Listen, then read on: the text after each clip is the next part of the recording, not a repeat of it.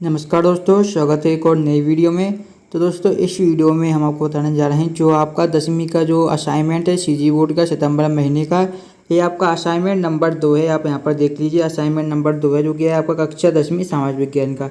इस वीडियो में हम आपको कक्षा 10वीं समाज विज्ञान के असाइनमेंट का पूरा सॉल्यूशन बताने वाले हैं, इसलिए वीडियो को अंत तक जरूर देखिएगा, ठीक है। और अगर आपने अभी तक चैनल को सब्सक्राइब नहीं किया, चैनल को सब्सक्राइब कर लीजिए और पास में एक बेल आइकन का बटन दिखेगा तो उसे भी दबा दीजिएगा, ठीक है।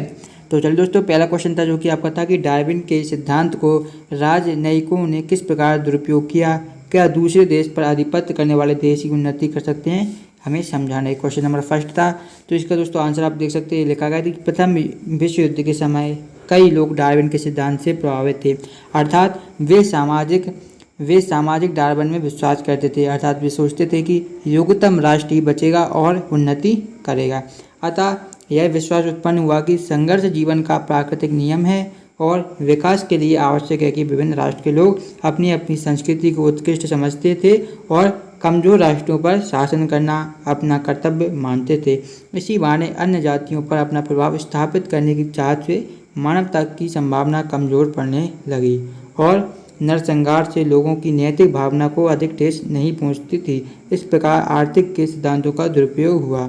तो इस तरीके से ये आपके जो क्वेश्चन नंबर 1 दिया गया था, यहाँ पर आपको आंसर लिखना है। उसके बाद आता है क्वेश्चन नंबर 2 जो कि है आपका कि प्रथम विश्व युद्ध में सैनिकों की दशा सुधारने के लिए क्या क्या कदम उठाए जा सकते थे। तो आंसर देखिए कि प्रथम विश्व युद्ध की घोषणा हेतु हर देश की सरकार व्यापक पैमाने पर सैनिकों की जो भर्ती होती है दोस्तों, यहाँ पर भर्ती होगी, भर्ती में जुट गई।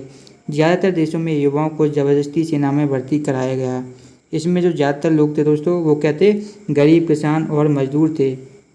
उस समय सैनिकों को कई महीने ठंड और बरसात में टेंटों में अत्यंत दयनीय स्थानों पर रहना पड़ता था। साथ ही उन दिनों एंटीबायोटिक दवाओं का आविष्कार नहीं हुआ था या जिसके कारण मामूली चोट लगने पर भी अस्वच्छ जो दवाइयों में रहने वाले सैनिक संक्रमण का शिकार हो जाते थे। वास्तव में इस समय सैनिकों की दयनीय दशा में सुधार हेतु अनेक आवश्यक कदम उठाना अनिवार्य था। बेहतर भोजन, स्वच्छ आवास एवं उचित स्वास्थ्य सुविधाएं मानवीय व्यवहार सैनिकों की मूलभूत आवश्यकताएं थी जिनमें सुधार करना पहली आवश्यकता थी। तो ये आपका क्वेश्चन नंबर 2 का आंसर कंप्लीट होता है। फिर यहाँ पर क्वेश्चन नंबर 3 था जो कि था संसद का न्यायिक काम क्या है, इस काम को उच्चतम न्यायालय को न देकर संसद को क्यों दिया गया है। तो दोस्तों हमें संसद का जो न्यायिक कार्य है उसके बारे में बताना है। तो यहाँ पर देखिए डिटेल में आंसर लिखा गया है, बस आपको नोट कर लेना है कि संसद के न्यायिक जो कार्य होते हैं राष्ट्रपति, उपराष्ट्रपति तथा उच्च न्यायालयों और सर्वोच्च न्यायालय के न्यायाधीशों को पद से हटाने के प्रस्तावों पर विचार करने का कार्य संसद के न्यायिक कार्य के क्या अंतर्गत आता है। न्याय काम को उच्च न्यायालय को न देकर संसद को इसलिए दिया जाता है क्योंकि कानून बनाने में वक्त लगता है। 2 बार कानून पर विचार विमर्श जैसे अपने कानून निर्माण के पहले दोनों सदनों में विचार विमर्श कर इसे पारित किया जाता है। अतः हर कानून को 2 बार चर्चा होती है। इसे जल्दबाजी में या तथ्यपूर्ण कानून बनाने से बचाया जाता है। उच्चतम न्यायालय का काम केवल इन कानूनों पर अपराध के अनुसार न्याय देने का होता है। तो ये आपको क्वेश्चन नंबर 3 का आंसर इस तरीके से आपको लिख देना है। क्वेश्चन नंबर 4 था कि भारत के राष्ट्रपति की शक्ति एवं कार्यों की संक्षेप में विवेचना कीजिए। तो पहले हो जाएगा कार्यपालिका संबंधी शक्तियों के बारे में दोस्तों हम बात करें तो ये आपकी हो जाएगी महत्वपूर्ण पदों पर नियुक्ति जैसे कि प्रधानमंत्री, राज्यपाल, महान न्यायवादी या सीएजी आदि। प्रातः प्रधानमंत्री की सलाह पर मंत्रियों की नियुक्ति भी करता है। और जो हम आपातकालीन शक्तियों के राष्ट्रपति की बात करें तो ये आपकी होती है युद्ध हो जाए या भारी आक्रमण हो जाए या सशस्त्र विद्रोह अगर देश में भी उत्पन्न होता है तो क्या राष्ट्रपति आपातकाल की घोषणा कर सकता है।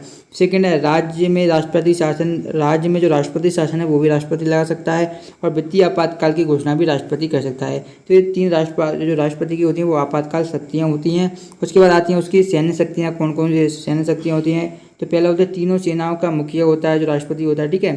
पहले युद्ध और शांति की घोषणा करता है जो राष्ट्रपति, ठीक है। यह शक्तियाँ होती हैं। प्रातः न्यायिक शक्तियों की बात करें तो क्षमादान की शक्ति होती है। सर्वोच्च न्यायालय से परामर्श मांगने की प्रशक्ति भी होती है।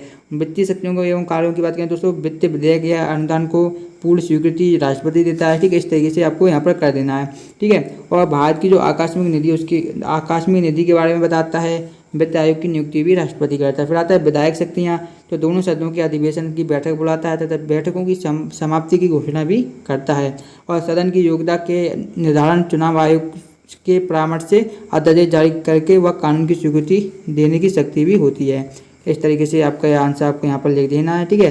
अगर दोस्तों आपको ये वीडियो पसंद आए तो वीडियो को लाइक जरूर करें और इसकी अगर आप PDF डाउनलोड करना चाहते हैं डिस्क्रिप्शन में आपको हमारे टेलीग्राम ग्रुप की लिंक मिल जाएगी, वहाँ से टेलीग्राम ग्रुप ज्वाइन कर लीजिएगा। मिलते हैं नेक्स्ट वीडियो में किसी नेक्स्ट सब्जेक्ट के सोल्यूशन के साथ। अगर चैनल को सब्सक्राइब नहीं किया तो ज़रूर कर लिए। धन्यवाद।